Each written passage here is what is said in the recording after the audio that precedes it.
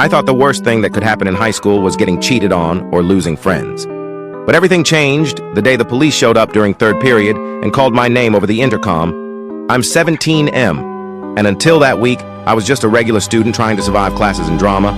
It started when my ex and I broke up after I caught her lying about who she was hanging out with.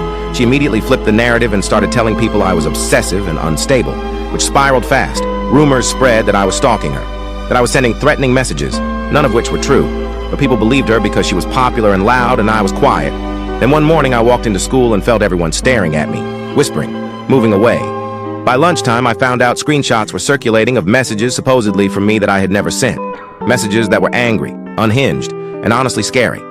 I panicked and went to the office to explain, but before I could even finish talking, 2 police officers walked in. The room went silent, and my stomach dropped. They escorted me out of class while everyone watched, like I was some criminal.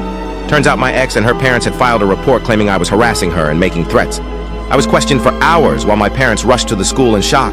I kept insisting the messages weren't mine, and finally my dad asked to see the timestamps and phone data, which led to the first plot twist. The messages were sent from a burner app downloaded onto an old phone that had once belonged to my ex. The second twist came when a classmate anonymously emailed the school proof that my ex and her best friend had planned everything in a group chat, literally scripting messages and laughing about how I'd finally be gone.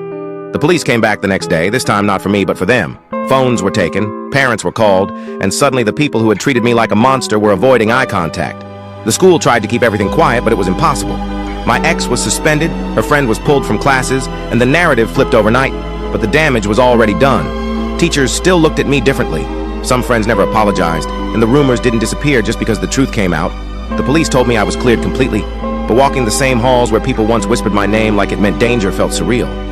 And now I'm left with the reality that one lie almost ruined my life.